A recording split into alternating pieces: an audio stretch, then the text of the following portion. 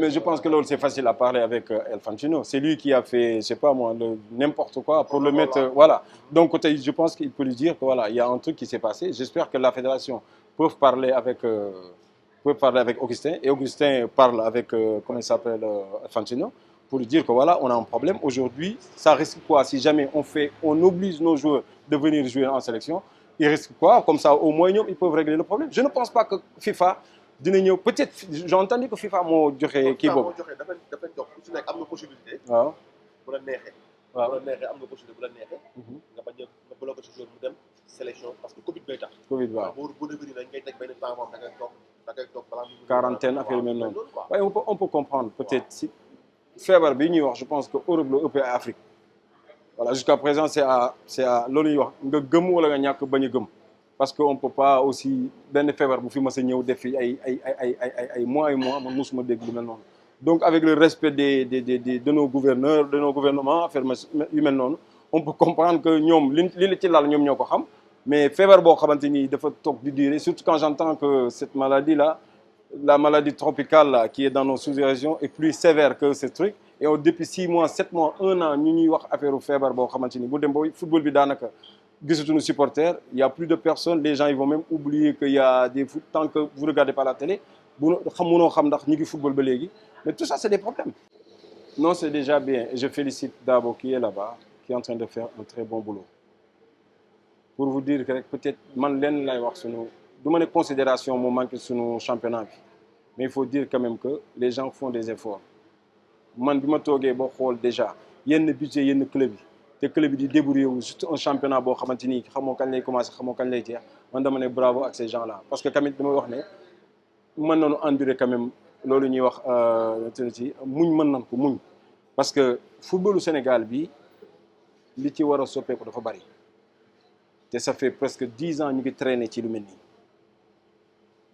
mooy manque de considération bu ma wax ne la moom la peut-être du ma ne fédération mais peut-être l'entraîneur qui des fois qui sélectionne jamais les locaux.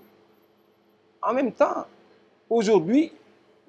avec cette pandémie-là, 8 kilos sénégalais vont nous jouer parce que sur un stade de 8 kilos presque, championnat, ni c'est donc il y a un retard de quoi de commencer à faire maintenant. Donc après, les champions solo moi, vous faites une fédération ou l'État, mais Dieu ne l'a pas dit, je pense qu'on a toujours des joueurs. Regardez, chaque année, chaque 2 ans, on a un joueur qui est susceptible d'être l'espoir du football sénégalais te fii dañ koy former dëgg-dëgg xanaa xeer war na mën a dal ba nga xam ne tey jii le football doit changer ici de toute façon avec peut-être les élections qui vont venir là sur certains le football Sénégal dafa war a changer parce que lii duñ dem fenn parce que bu ñu waxee toujours suñu football de base daanaka bu ma koy wax toujours certains peut-être du leen neex mais football de base tey bu ñu fi gagné Coupe d'Afrique ñu ne waaw lan mooy football de base Sénégal ñu ne ce sont des navétanes mais da ngay reetaan et puis comme li may wax rek le football fii mënuñu ko def professionnel. On parle de professionnel. Mais avant professionnel, il faut que le football ici au Sénégal n'est même pas reconnu comme un métier. Nous voulons faire des syndicalistes, nous voulons faire des nangam. C'est ce que nous tant que nous avons le football Sénégal, nous devons reconnaître comme un métier. Souvent, les syndicats, ils ont un bon salaire. Souvent, c'est une retraite, nangam, comme il qui. Mais vous ne pouvez pas dire que c'est même pas le football, c'est le sport en général. C'est le sport en général n'est même pas reconnu comme un métier ici au Sénégal. C'est un problème. Et ñaata milliards la état di dugal ci football bi te je pense que là loolu li gën a kii mooy toog fédéraux yi toog ñu yor ligue bi toog ñu mën a au moins def sitting boo xamante ni dinañ mën a taxaw wax ne voilà le football doit être reconnu comme un métier balaa nga wax professionnel mais ñu ne la professionnel nga demee tey booy yi ñaanu ma ko yàlla kenn blessé ci wala kenn arrêté carrière mais lan lay am après c'est quoi lan mooy retraite am amul retraite c'est un problème tant que règle wuñu football parce que damay wax ne base suñu football tamit suñu base ñi organiser football beeg ñoom seen ñu ne la tey jii pourtant Sénégal jël na coupe d'Afrique wala mu ngi jël ay coupe d'Afrique pourtant ñoom de gis nga le métier de football sax n'est même pas reconnu là-bas comme métier te ñu bari xamuñu Sénégal le football n'est pas reconnu comme un métier ici ñu bëgg a def ay syndicalistes salaire boo xamante ni léeg-léeg boo déggee salaire u jeunes yi mais da ngay daw wax ne ñun ban monde la nekk ñu tax lañu àgg fii mënuñoo jël coupe d'Afrique mais lii c'est normal parce que dëkk yu ay Guinée ay ñaam ñoo mën a organiser wu sakkantuma ñoom. loolu mooy indi problème bi am tënkee ji am ni par exemple bu ñu demee après duñ ko yàgg même tey qualifié nañ mais duñ ko yàgg. oui mais il faut du moyen xam nga problème bi mooy li fi doon am bu njëkk amu fi te li xew Europe un Abramovich je sais pas moi le Qatari là de Man City de Paris mais ñooñu yor ay milliards bokkul ak Sénégal gii ñu débrouillé wu benn 100 millions kese nit yor ko ñu ne milliardaire wala millionnaire la nga bëgg a ñëw yor équipe fii milliardaires yi yoruñu équipe donc ñu fi yor équipe yëpp taaba la il y a un problème aujourd'hui les milliardaires yi bu fekkoon ne ñoo yor seen équipe boobu comme li xew en Afrique du Sud le nouveau président de la fédération mais loolu c'est sûr et certain que nit ñi dinañ comprendre voilà lii moo tax équipe bii nga xam ne mooy dundul lu dul 3 ans mën a àgg ba fii ba ñu mën a propulser seen président club mën ko yóbbu fédération mais c'est pas le cas du Sénégal fii ban club nga fi gis ñu ne yor na président ba yor na xaalis wala président bi moom équipe bi à part ces centres de formation là doo ko gis Sayer ak Madi ñoom kese ñoo fi liggéey loo xamante ni tey yor nañ fi équipe boo xamante ni ils ont assez de moyens parce que ils travaillent peut-être à l'étranger mais c'est pas le cas des autres équipes et puis avec Teungueth FC man dama wax ne man lépp dafa laaj toog mënuma nekk Teungueth Rufisque ñu voit des sociétés ah di jur ay milliards ñu ñëw toog ñooñu duñu mën a financer ay club te ñu nekk ci gox bi man loolu je suis pas d'accord football bi tant que tooguñu wax li fi xew équipe bu nekk wala dëkk bu nekk société ba fa nekk wala usine ba fa nekk mën a jàppale ay club ñu taxaw wax ko nga xam ne dina au moins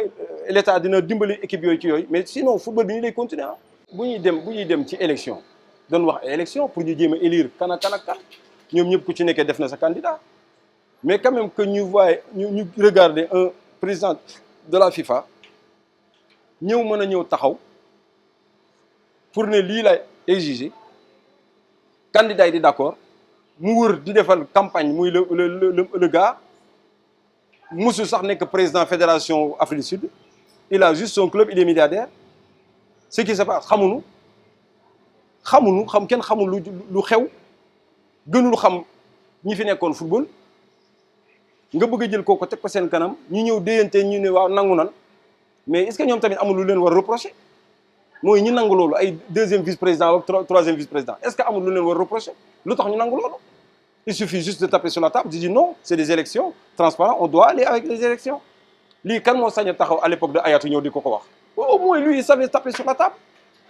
liggéey ba tey ji wax fonds de roulement bi ñuy wax à l'époque que la CAF mu ngi nekk ci ay 14 000 milliards affaire yi mel noonu mais là récemment ñuy dégg ñu naan dafa am ay déficit ak ñu kenn xamul donc ñi fi nekkoon ñoom ñëpp tey jii ñi nekk fii muy président ba pas le président mais vice-président avec deuxième vice-président bi ñoom ñëpp ils étaient là-dedans il faut que ñu leeral africains yi qu'est-ce qui s'est passé ba déficit di war a mën a am à l'espace de peu de temps loo xamante ni benn mandat la fi defagu kii fi ñëw liggéey loolu lépp ba ñëw taxawal lu rëy ci Afrique ah muy Ayatou léegi nan la ñu mën a def ñoom ba lii ñuy wax ay waxu déficit xam nga man je pense que ak condamnation bi ñu condamné Ahmad ci la jaar man xam naa FIFA xam nañ li xew te li indi déficit boobu li tax ñu dem di condamné kii ba pare teg seen i gamoo ne waaw nii lay demee mais nan nu leeral la lool doo kenn ko leeral.